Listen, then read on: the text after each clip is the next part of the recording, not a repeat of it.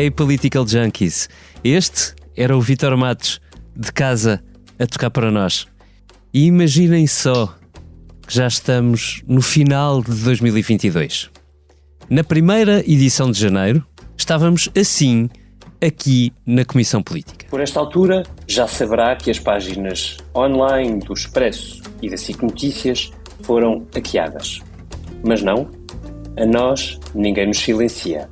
E aqui estamos nós, Comissão Política do Expresso, para fazer uma análise rápida aos primeiros debates das eleições legislativas de 2022. Pois é. 3 de janeiro de 2022. O Expresso tinha sido alvo de ataque informático, a Eunice Lourenço estreava-se na Comissão Política e sim, os debates das eleições legislativas estavam mesmo a começar. Foi um mês inteirinho de campanha. Campanha essa que acabou assim, em bom alemão. Isto é, não consegui perceber. Vai admitir-se se o PS... Pelos vistos, isto... Chama-se auf Portugiesisch gesagt. Wenn Sie wollen, kann ich das auf Deutsch sagen. Brauchen Sie auf Deutsch? Ich habe es auf Portugiesisch gesagt. Alles in Portugiese hier, ich habe es auf Portugiesisch gesagt. Isto foi tão divertido. Uma maioria absoluta, um rio cheio de lágrimas e um novo ciclo que se previa inundado de estabilidade. Era bom, não era? Принято решение о проведении специальной военной операции. A seguir, mesmo aliviado por estar livre do PCP, António Costa fez um governo de delfins para um mundo que mudou.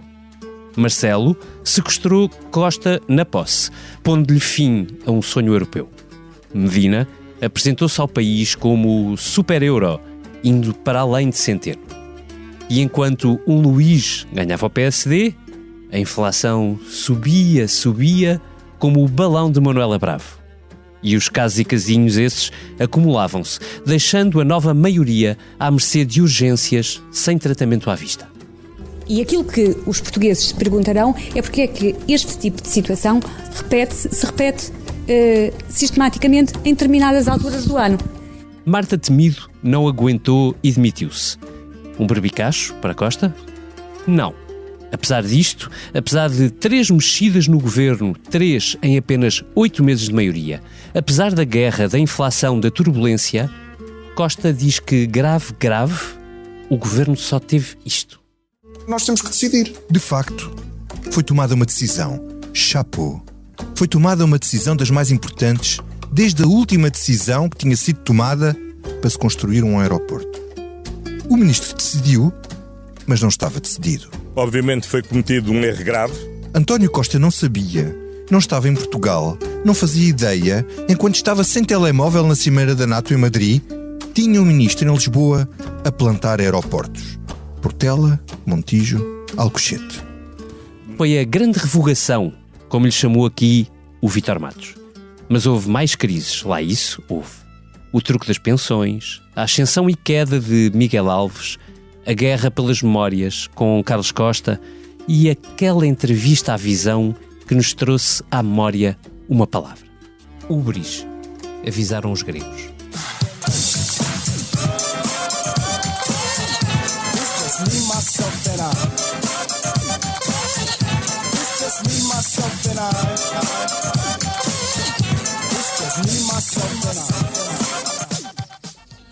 Esta semana, depois de uma sondagem do Expresso e SIC ter mostrado que ainda não há ubris que tire Costa do topo e que os portugueses perdoam Marcelo por falar demais, só estranham que fiscalize de menos o governo, esta semana, dizia eu, apesar da guerra não ter fim à vista, da inflação continuar em níveis estratosféricos, de os pequenos casos teimarem em não largar o governo, Costa veio deixar-nos uma mensagem de Natal, plena, mas mesmo plena de confiança. A trajetória sustentada de redução do déficit e da dívida coloca-nos ao abrigo das turbulências do passado. E o investimento que temos feito nas qualificações, na ciência, na inovação e na transição energética e climática garante-nos que estamos no pelotão da frente para vencer os desafios do futuro. Seja bem-vindo à última Comissão Política do ano. Hoje vamos saber como foi a prenda. Este podcast tem o patrocínio de Vodafone Business. Saiba como a rede 5G pode tornar a sua empresa mais segura, eficiente e flexível. O futuro do seu negócio está em boas mãos. Vodafone Business. Para lá ver, como diz o Primeiro-Ministro. Hoje tenho comigo o diretor do Expresso, João Vieira Pereira. Obrigado por vires à última Comissão Política do ano, João. Olá, David. Tenho também a Eunice Lourenço. Eunice, obrigado por ter juntado a nós no início do ano, por estares aqui connosco ainda hoje. Tem sido um gosto. E uma estabilidade imensa. E ao Vítor Matos... Uma espécie de maioria absoluta. Sim, mas a sério. E ao Vítor Matos, companheiro, obrigado por esta viagem em conjunto. Foi mais um ano, o outro virá. Obrigado. Olá, Political Junkies. Vamos lá começar. João Vieira Pereira, o que é que te pareceu esta mensagem de Natal do Primeiro-Ministro? Irritantemente otimista ou pareceu-te... Vá, diz. Não me pareceu irritantemente otimista, até porque nós já estamos habituados a este otimismo irritante de António Costa, nada de novo aí, mas acho que há alguns pontos que vale a pena relembrar ou frisar sobre esta mensagem de Natal. 3 palavras que ele repetiu constantemente: paz, solidariedade e confiança, que ele disse que queria partilhar com todos os que vivem e trabalham em Portugal. Atenção, ele não disse que queria partilhar com todos os portugueses. É uma mudança grande, ou um ponto importante, é com todos os que vivem e trabalham em Portugal. Talvez... É aqui uma coisa de integração. Exato. Um ano cheio de refugiados. Mas não só refugiados, atenção, toda aquela política de atrair estrangeiros para viver em Portugal, os nómadas digitais, etc. De repente, somos um país receptor enorme e cujas políticas são para quem vive e trabalha e não só para portugueses. Como éramos no século XVI. Exatamente. Muito integrador. É melhor não irmos por aí, que senão ainda vamos desafiar o colonialismo. As primeiras palavras da mensagem de Natal não são para os portugueses. São para os refugiados ucranianos. Logo a seguir a falar a questão da guerra, fala sobre um agradecimento e mais uma mensagem de boas-vindas aos refugiados ucranianos. E depois a questão da confiança, e repetir uma cassete que ele já tem embutida nele e que tem repetido exaustivamente nas últimas intervenções e até na recente entrevista mais polémica que deu à revista Visão, em que fala exatamente sobre tudo aquilo que Portugal está a fazer bem e somos ótimos, estamos a melhorar imenso, estamos com indicadores maravilhosos e que nos dá aquela confiança enorme para enfrentarmos os maus tempos que aí vêm. E é aqui começam a falhar algumas coisas, que é esta cassete que ele repete a exaustão, que não parte, não é uma cassete falsa, ou seja, não há aqui nenhum argumento, nenhuma falsidade naquilo que ele diz, mas é apenas uma visão, e uma visão bastante enviesada de como é que está o país. Ele fala na inflação como se fosse um mal absolutamente importado, externo, e que o governo está a fazer tudo e mais alguma coisa para combater, através de uma série de medidas, esquecendo-se que este ano que passou, que termina agora, não sabemos ainda como vai ser 2023, mas este ano que terminar agora foi um ano terrível para a perda de poder de compra dos portugueses. E terrível ao ponto, por exemplo, tal como o Expresso escreveu ainda na edição passada, é o primeiro ano em muitos em que, apesar dos grandes esforços do aumento do ordenado mínimo que este governo tem feito, é o primeiro ano em que quem recebe o ordenado mínimo tem uma perda efetiva do poder de compra. E já nem entrar na questão dos funcionários públicos, em que essa perda é ainda maior. E uma perda que o governo assume como tal, mas nunca fala dela. E esconde esse facto, e é pena que o faça, porque deveria haver, ou deveria ter existido uma palavra para os portugueses que têm de enfrentar estas dificuldades, e essa palavra não existiu na mensagem de Natal que ele fez, mensagem essa que ele resolveu apontar uma série de desafios estratégicos, como, além de reduzir as desigualdades, fala muito sobre fala ainda sobre as alterações climáticas, a transição digital, que é uma coisa curiosa, atenção. Continuamos a falar em transição digital quando estamos já na terceira década do século XXI. A transição digital é uma coisa do início do século, mas ele continua a falar na questão da transição digital e fala... Nós até nos temos esquecido, mas ele tem um secretário de Estado para a transição digital na sua dependência direta. Foi uma das novidades deste seu terceiro governo. E fala, obrigado Eunice, e fala ainda sobre outro tema que ele não desenvolve nada, que é sobre vencer o desafio demográfico, sem perceber muito bem como é que o governo quer vencer esse desafio demográfico, mas são estas as 4 desafios estratégicos que ele coloca para o próximo ano. Reduzir desigualdades, alterações climáticas, transição digital e vencer o desafio demográfico.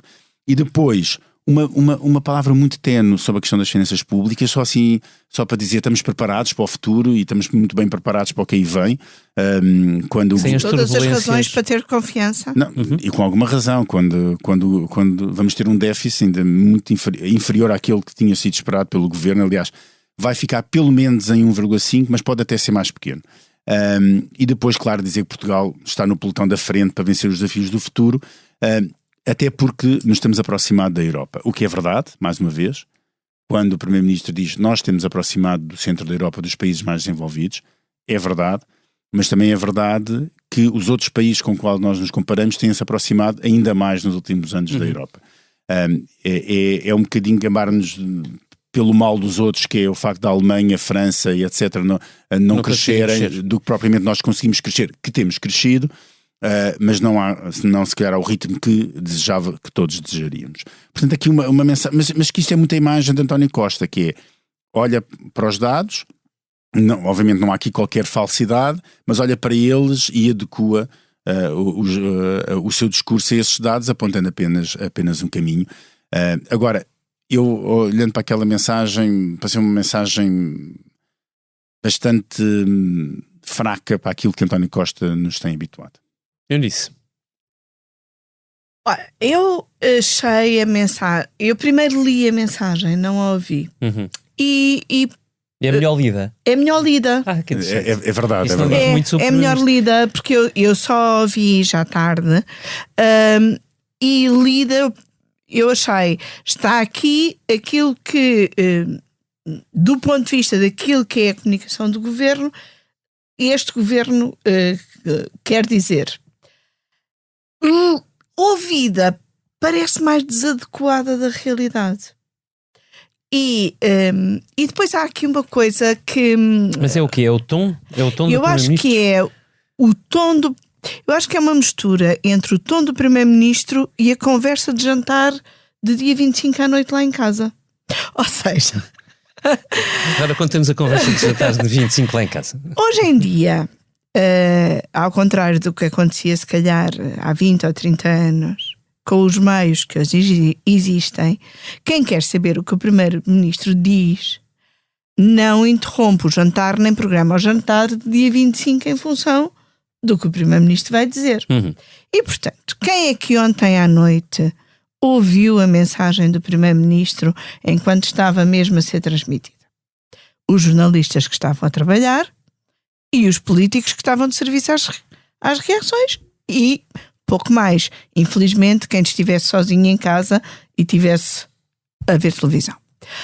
E, portanto, a maior parte das famílias deste país, presumo eu, estavam, como a minha, à mesa de jantar, a falar da vida, a falar do aumento do preço dos combustíveis, da inflação, do preço do bacalhau, do preço da carne por causa do Peru.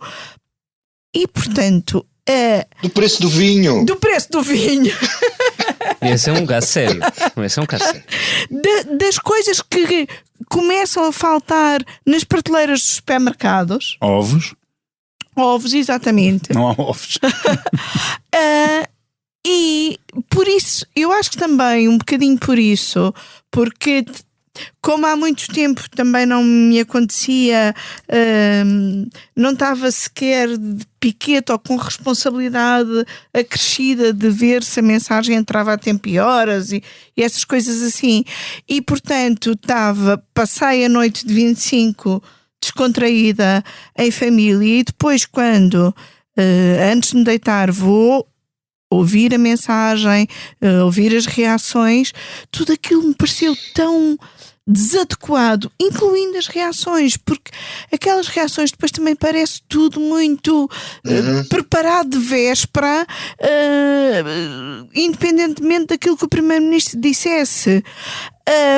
Foi como se houvesse um país que estava a jantar na noite 25 e outro país que esteve a falar. E, portanto, o que me parece desadequado é essa diferença de tom entre a conversa de jantar lá de casa e a mensagem de confiança do Primeiro-Ministro. E depois parece-me, se calhar não desadequado, mas insuficiente, a própria mensagem. Ou seja, aquilo que nós esperamos, ou que eu espero de um governo e do Primeiro-Ministro, é que nos indique caminhos. E o que António Costa nos diz nesta mensagem tem aquelas 3 palavras-chave que o João já... paz, solidariedade e confiança, que o João já salientou, mas depois tem uma coisa que é famílias, Estado, instituições sociais, estamos a lutar lado a lado.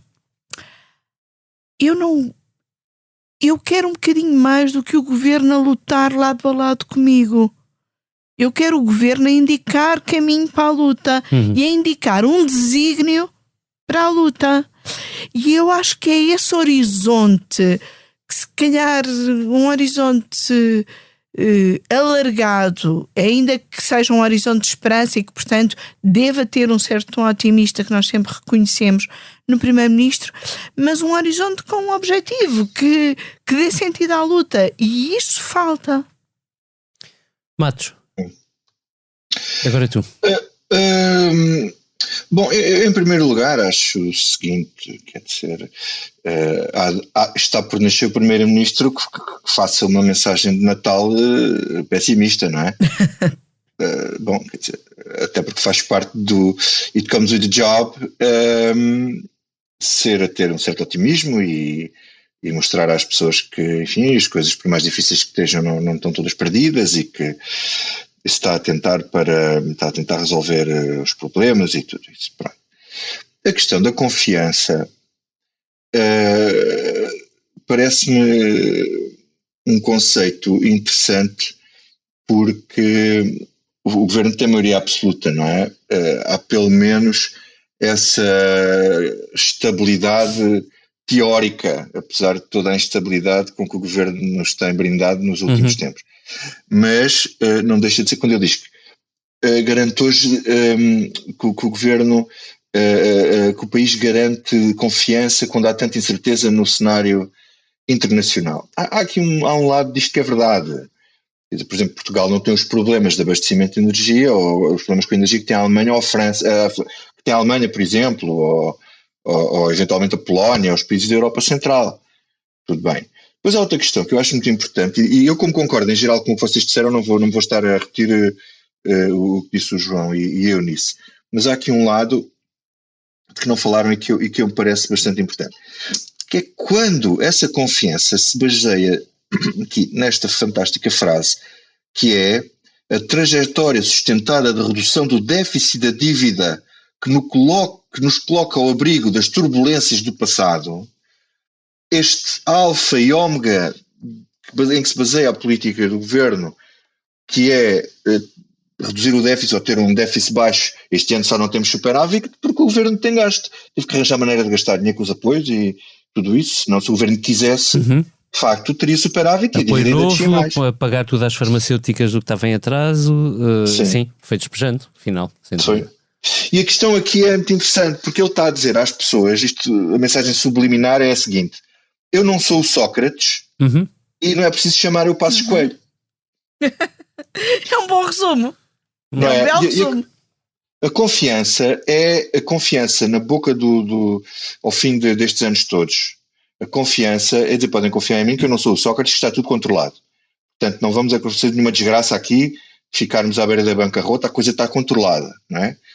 Agora, se depois formos ver o estado em que estão os serviços públicos, o estado em que está a saúde, o estado em que estão as escolas, há uma o leve estado em que estão as referência ao Forças Armadas. SNS, muito de leve referência ao SNS no discurso de ontem. Sim. Isso aí depois estão os problemas, não é? Quer dizer, temos temos os cofres em condições, mas depois temos a casa a meter água. Vítor, deixa-me só discordar contigo num ponto. Eu percebo essa ligação à questão do Sócrates e à questão de não ser preciso chamar o Passos. Pode ser um lema para o governo, não é preciso chamar o Passos. mas a verdade é que eu acho que há outra mensagem escondida atrás disto tudo. É o facto de este governo e de muitas pessoas dentro do Partido Socialista, não dentro do governo se calhar, algumas dentro do governo também certamente, que têm vergonha deste déficit que nós vamos apresentar. Têm vergonha de um governo que num ano como este, em que as pessoas estão a sofrer tanto com o aumento dos preços, apresentem um déficit tão baixo. E portanto eu acho que António Costa, querendo defender, e eu percebo, atenção, eu sempre fui defensor das contas públicas e contas equilibradas, e querendo defender que nós precisamos ter contas equilibradas ou a caminhar para o equilíbrio para nos proteger de maus tempos que possam ainda vir aí, é isso que diz a teoria económica, né? Em tempos de bonança garantir que existe folga para depois em tempos de crise conseguir gastar dinheiro. Apesar disso, o António Costa e o governo sentem vergonha deste déficit. Porque é um déficit que é feito à custa de uma coisa completamente diferente, que é do excesso de imposto, ou dos impostos de receita que os portugueses estão a pagar. E portanto ele está a dizer assim, eu sei, nós vamos ter aqui uma folga, mas atenção, esta folga é exatamente para impedir, e tentar explicar que esta folga é para impedir que no futuro nós voltemos à herança que o Sócrates nos deixou. Esta justificação o governo vai ter de dar durante muito tempo, durante o próximo ano. Assim que se for ficar fechado no dia 31 de janeiro as contas, assim que ficar efetivamente conhecido o verdadeiro valor do déficit e assim que ficar verdadeiramente conhecido também pelas pessoas o verdadeiro impacto da inflação e que se vai sentir muito durante o próximo ano. Mas, João, tu não estás propriamente a discordar de mim, que tu estás a complementar o que eu disse. Na verdade, mas ouve lá, o que tu estás a dizer e que eu acho que é muito importante e que é a chave para perceber as decisões do governo não tomarem decisões definitivas, ou seja, darem ajudas e gastos que são one-off e que não são permanentes, é porque depois este cenário passa e as despesas ficam lá. Exato. E depois a seguir a coisa é mais complexa. Portanto, o que o governo faz é vamos fazer tudo para atenuar as coisas agora, mas não tomam decisões que aumentem, por exemplo, a questão das pensões. Exatamente, é o que está na base da alteração das pensões.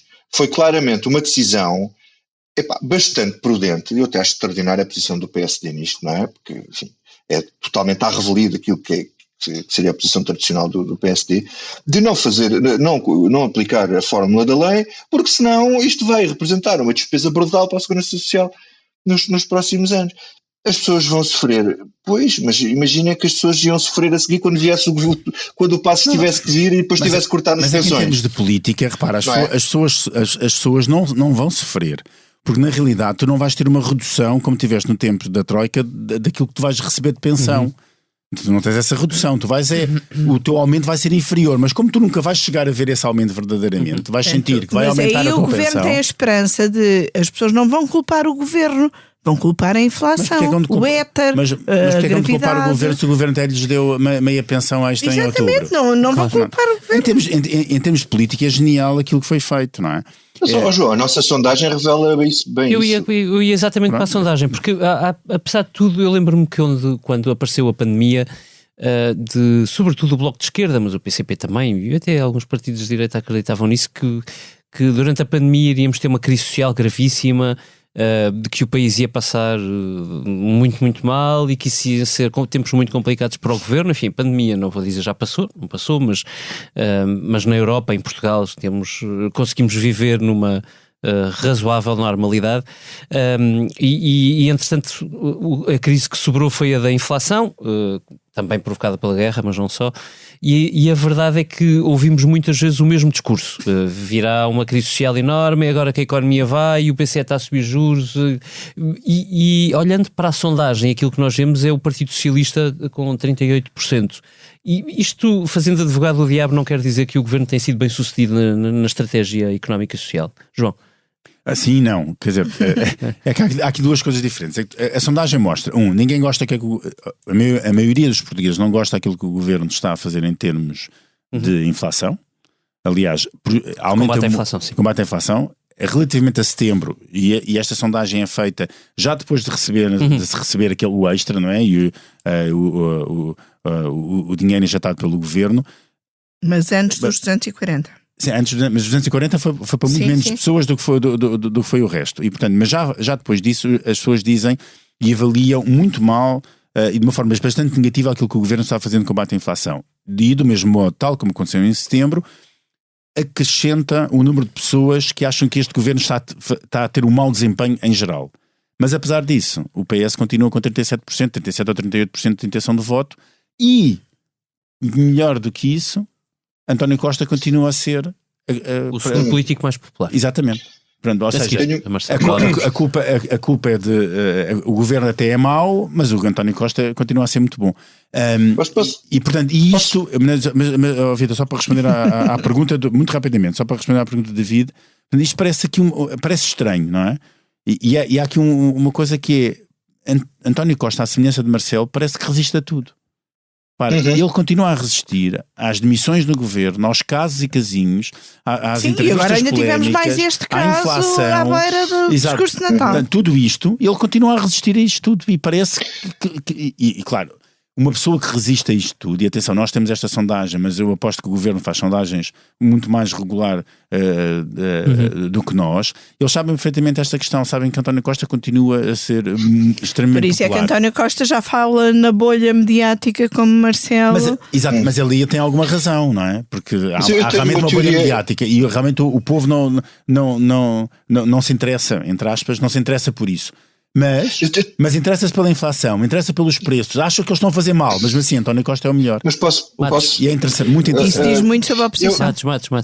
Exato, era o que eu ia chegar. É o seguinte, eu acho, em primeiro lugar, as pessoas têm a noção de que a crise não é culpa do governo, em primeiro lugar. Isto é uma coisa que vem de fora e que a culpa de estarmos com a responsabilidade estarmos com este nível de inflação e com os coitado do Costa faz o melhor que pode. Não, isso aí é outra questão. A questão é que, quer dizer, é diferente de que quando estivemos à beira da bancarrota, em que havia fatores externos, mas que havia fatores internos que levaram a isso. Não são a mesma coisa. Isto é uma crise totalmente importada, não é? Pronto. Mas eu acho que o que esta sondagem revela de maneira absolutamente striking, como é que é? Muito evidente, é o problema da oposição. É que, quando nós temos um governo que teve a maioria absoluta, que teve de surpresa, não se estava à espera, e agora temos sondagens iguais às que tínhamos antes de ele ter a maioria absoluta, ou seja, antes do efeito eleitoral, o efeito da campanha, que tem a ver depois com outros fatores, podemos discutir, mas agora não interessa, há uma calcificação do sistema. Há uma completa calcificação das intenções de voto, o que é extraordinário. E há aqui dois fatores que me parecem muito importantes para se olhar para eles, que é o efeito zero do Luís Montenegro no PSD. Portanto, o Rui Rio era isto, era aquilo, era aquilo outro. Ele, nos 6 meses que lá teve, não há nada que tenha dito ao eleitorado. Eu confio neste, este tipo é the next big thing, é o próximo grande líder, eu acredito, este tipo é que vai ser a próxima cena, o próximo primeiro. Não há nenhum sinal que nos diga isso. Aliás, 33% dos inquiridos nem sabem quem ele é, o que também diz muito, até acho estranho, mas é isso que se passa neste momento. Depois temos o efeito Chega, não é, que vai influenciar tudo o resto. Não é? Um Chega com este tipo de votação de 9% torna o PSD num player maniatado, que tem dificuldade e que terá dificuldade em afirmar-se sozinho. E depois está aqui uma pequena, ligeira nuance do Iniciativa Liberal, que se percebe a grande asneira que que fez o Coutinho de Figueiredo nesta circunstância, e o Bloco de Esquerda, que sobe ligeiramente os arrependidos que votaram no PS, e o PCP, enfim, deixou de existir. Quer dizer, o António Costa, neste momento, é o único político que, quer dizer, que ainda dá alguma confiança às pessoas. Pronto, esquecemos o presidente. Político na política partidária. As pessoas não reconhecem nos outros, capacidade para gerir o país, que o PSD está com o seu voto residual, está no seu voto, está com o nível de voto residual. Portanto, eu acho que isto diz muito, não só da afirmação que António Costa faz com personalidade um bocadinho eucalíptica, que seca tudo um bocado à volta, mas também para falta de comparência da oposição. Eu nisso, portanto, resumindo e concluindo, isto quer dizer que António Costa tem razões para ter confiança. Os portugueses é que logo se vê. Sim, é isso mesmo, também é um bom resumo. António Costa, que não é Sócrates e mostra que não é preciso chamar passos, como dizia o Vítor, tem razões para ter confiança. Os portugueses é que não sabemos muito bem. Vocês resumiram muito bem. Nem preciso... fim de ano. Estamos afinados para resumos. E confiança e autoconfiança é coisa que nestes anos todos em que conhecemos António Costa nunca lhe pareceu faltar, e nós sabemos muito bem como a autoconfiança é uma coisa muito importante a um político e às vezes fonte de erros, às vezes leva a cometer muitos erros. Sim, às vezes leva a cometer muitos erros, como falámos na última comissão política, mas ainda assim é sempre necessária, e portanto António Costa continua a parecer aquele político que, por muitos casos, por muito que corra mal, vai seguir em frente e levar tudo à frente se preciso for, mas continua a faltar qualquer coisa, um desígnio que seja. Já passaram quase 30 minutos desde que começámos esta comissão política, mas eu ainda tenho que passar por uma última pergunta, e ela deriva da nossa sondagem, e vou-vos desafiar assim. Marcelo Rebelo de Sousa é presidente há 7 anos, este terá sido o ano mais conturbado do ponto de vista da opinião pública, do Presidente da República. Ele mantém intacta a sua popularidade, 70% de popularidade, podemos resumir assim, e acrescentando-se que os portugueses não acham definitivamente que o Presidente fale demais. Eu queria-vos perguntar se a bolha é que acha a tudo o que aqui dissemos na Comissão Política e que ouvimos outros comentadores dizer, se sentem confiantes relativamente ao vosso papel de comentadores para o ano que se avizinha. Faça esta sondagem, João Vieira Pereira. Eu acho que o país está com saudades de Marcelo. Está com saudades, é o que diz a sondagem. Nós estamos com saudades de suas, Sr. Presidente. E acho que o país está a precisar de carinho. A sério, foi um ano difícil e Marcelo é ótimo a fazer isso, não é? E eu acho que as pessoas dizem isso. Nós precisamos de alguém que nos dê colinho, e Marcelo dá esse colo. E genuinamente, isto parece ironia, mas não é. Genuinamente, eu acho que as pessoas precisam das palavras de Marcelo. E se calhar Marcelo vai ser mais necessário em 2023, quando as coisas começarem a apertar. Porque nós não podemos esquecer que vamos ter um ano que começa com uma contestação social grande nas ruas, com os professores, quer dizer, estamos no meio de greves agora da CP, e vamos greves de professores, os problemas da saúde, isto vai-se tudo agudizar no início do próximo ano. Janeiro é um mês extremamente difícil para as famílias, é um mês comprido logo a seguir ao Natal, bastante, e portanto isto vai-se começar a sentir, e as pessoas necessitam genuinamente de Marcelo, e Marcelo tem uma oportunidade durante o próximo ano ótima para recuperar, pelos vistos não junto à opinião pública, mas junto dos comentadores, algum glamour que ele perdeu, que ele perdeu neste ano. E portanto eu acho que pode correr bastante bem em 2023 a Marcelo Rebelo de Sousa. Vítor Matos.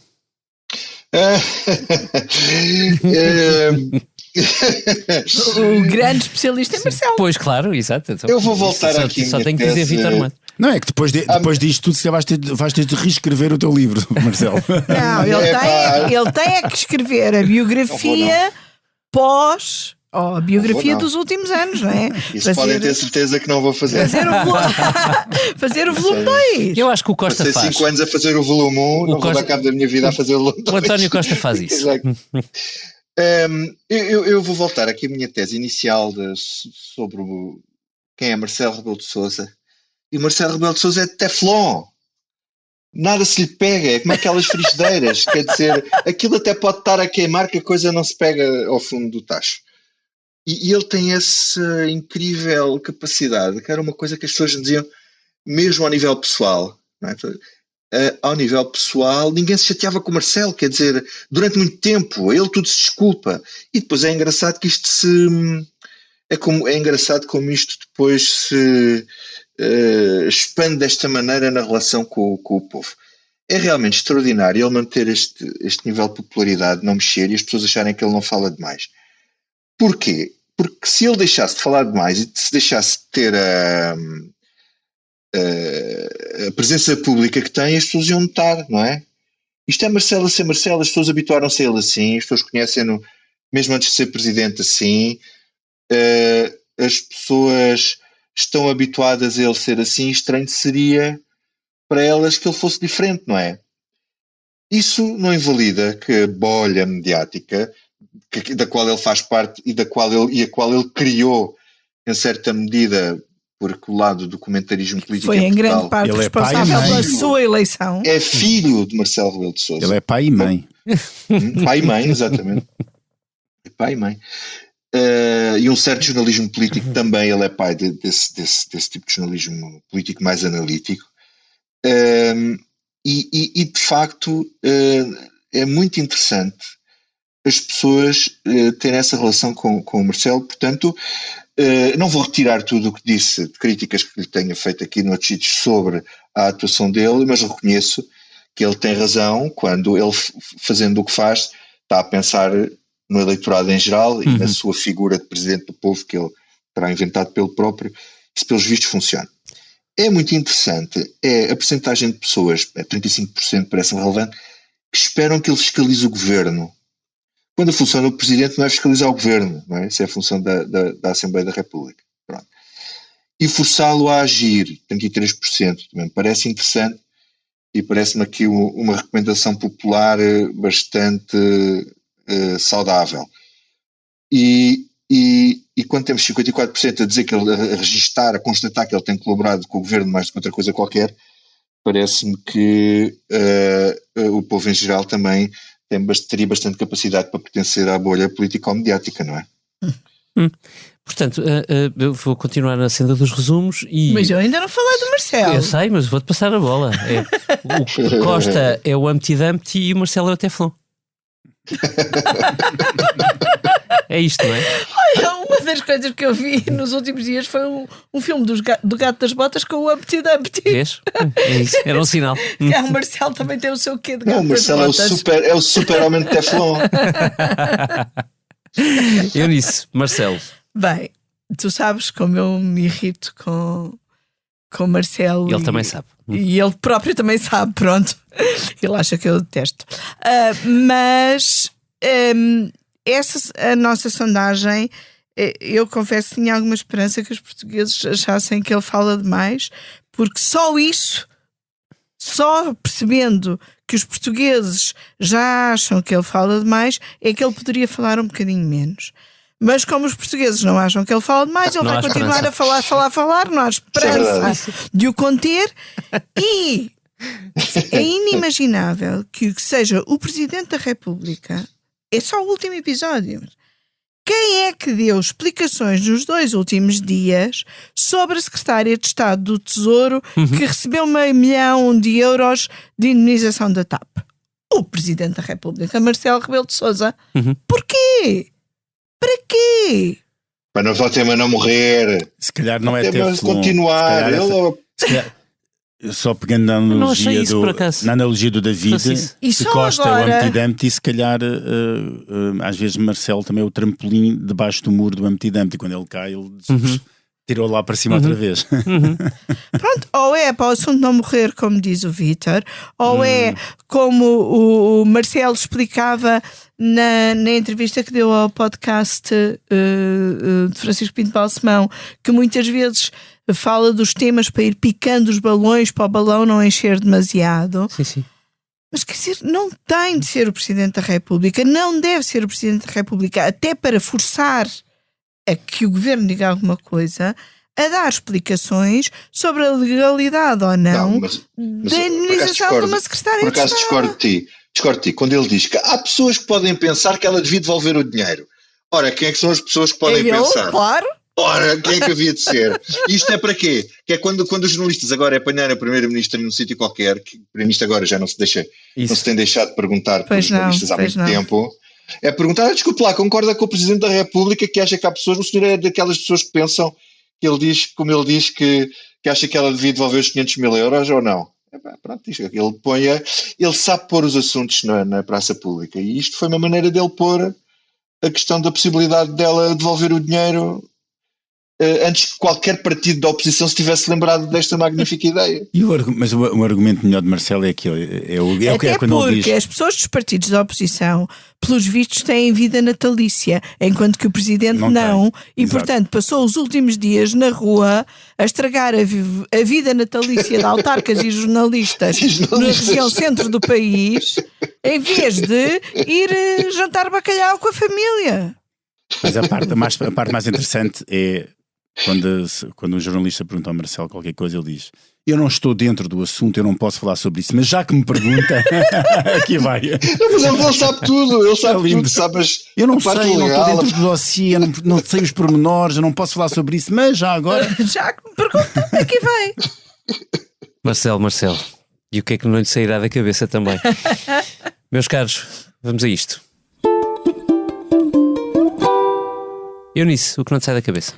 Olha, o que não me sai da cabeça é a forma como fui eu e 4 crianças, os meus sobrinhos e mais uma afilhada e uma amiga, fomos recebidos num dos muitos palácios de Sintra, o Palácio Bicester, que abriu recentemente ao público, que as miúdas gostaram imenso, são adolescentes e acham que parece um palácio da Disney. É muito interessante. E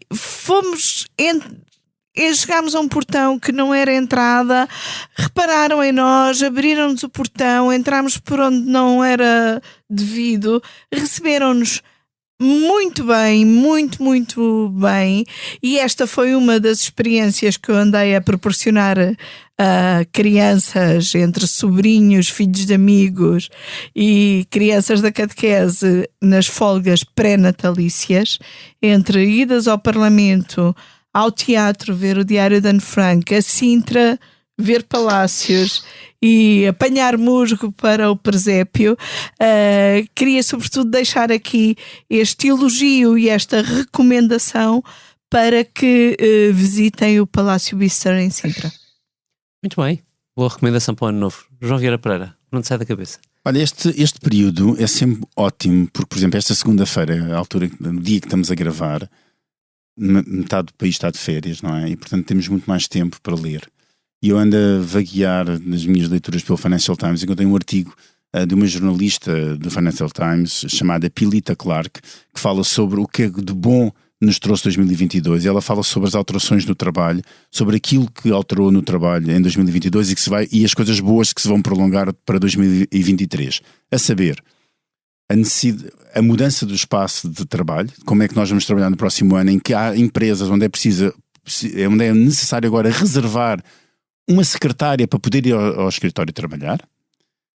O facto de repente se começar a usar muito mais os chamados ténis no local de trabalho, muito mais do que usava antes, e quando antes não era algumas partes do sapatilha, país. Strongly support that. E finalmente a adoção por parte de todos os géneros da mochila como o principal, um dos principais modos de transportar o principal instrumento de trabalho que existe, que é o computador pessoal. E portanto, mas vale a pena dar uma olhadela no Financial Times, pensar um bocadinho como é que nós vamos viver o mundo do trabalho em 2023. Aqui estaremos para isso. A mim não me sai da cabeça uma prenda de Natal muito bem-vinda que recebi. Já tinha marcado uma viagem até Nova Iorque. Isto será, aproveito para informar o Sr. Diretor, no início de abril. Depois explico-te com mais detalhe. Também já tínhamos marcado um concerto em Brooklyn, Bruce Springsteen, e este Natal a minha mulher acabou de me dar um jogo dos New York Knicks no Madison Square Garden. É um dos sonhos da minha vida. É uma memória extraordinária do meu avô, que me punha a ver NBA quando eu era miúdo até às tantas da manhã, com ele, que lá está. É alguma coisa boa para começar o ano de sorriso aberto. E depois disto, a viagem do David já não nos sai da cabeça. Eu tenho planos para ir depois dele. Quase nos encontramos em Nova Iorque em abril, em Lourenço. Vítor Matos, o que não te sai da cabeça? Olha, não me sai da cabeça uma notícia triste, a morte de António Mega Ferreira. Eu não o conheci, quer dizer, eu conhecia-o vagamente por relações profissionais, e de vez em quando falei com ele várias vezes, mas eu fico, quer dizer, quando morrem estes, como é que é de chamar, um erudito, quer dizer, quando morre um erudito, uma pessoa que já não há muita gente assim, perdemos todos, não é só os amigos, as pessoas que o conhecem, mas perdemos todos alguma coisa enquanto comunidade, não é? Ele foi, devo deixar isso aqui, ele foi jornalista do Expresso, para além de ter sido, ele era jornalista, escritor, poeta, romancista, foi ele que liderou a Expo 98, foi diretor do CCB, era assim um homem renascente, uma espécie de homem renascentista, não é? Que tocava muitos instrumentos ao mesmo tempo. Mas vou aqui lembrar aqui duas outras coisas com uma piada, porque pronto, eu acho que isso também é que deve ficar. Eu quando ele foi colega de liceu e depois de faculdade de Marcelo Rebelo de Sousa, eu quando fiz a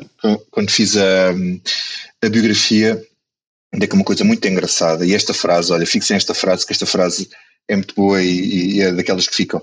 Quando eles acabaram, na altura era o 7º ano, portanto respondo hoje ao 11º, no Liceu Pedro Nunes, quem escreveu no livro de fim de curso a frase sobre Marcelo Rebelo de Sousa foi António Mega Ferreira. E ele escreveu: e eis-nos enfim chegados a esta promessa iminente. Faz gafes, faz disparates e anda sempre contente. Portanto, retrato de Marcelo Rebelo de Sousa enquanto jovem e não só. E depois há outra situação que eu fiz aqui uma busca na minha biografia e encontrei uma coisa que eu já não me lembrava. É que o Marcelo não era um tipo de andar à pancada, não era disso, mas andou, não sabe porque, andou numa troca de tabefes com o António Mega Ferreira. E o Mega ficou muito espantado com aquilo e no outro dia contou o António Mega Ferreira, ele apareceu-me lá a falar muito depressa, sem dar tempo de resposta, como ele costuma fazer, assim, com os olhos azuis muito arregalados, a agitar as mãos e dizer: nem desculpa lá, não sei o que é que me deu, isto deve ser do ácido sulfúrico, só pode ter sido do ácido sulfúrico. E depois o Mega Ferreira diz perplexo, ainda hoje estou para saber o que é que ele quis dizer com aquilo do ácido sulfúrico. E portanto, deixo aqui alguns comprimidos indivíduos que tomam. Exato.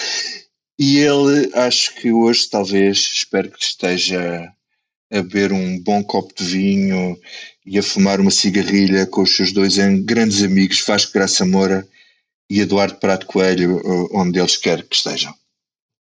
Que saudades dos três. Assim termina a última Comissão Política de 2022, gravada com a sonoplastia do João Luís Amorim, com a ilustração do Carlos Paes, com o ânimo do ano novo, que está mesmo à porta. Pois respire, divirta-se, ponha o seu melhor sorriso, vista-se de costa, ou não, e ouse o otimismo. 2023 será mesmo um grande ano. E se não for, bem, se não for, cá estaremos para analisar o que eles fizeram. Até para a semana, até para o ano. Feliz ano novo. Here we come a-caroling among the leaves so green. Here we come a-wandering so fair to be seen. Love and joy come to you, and to you glad Christmas too. And God bless you and send you a happy new year. And God send you a happy new year.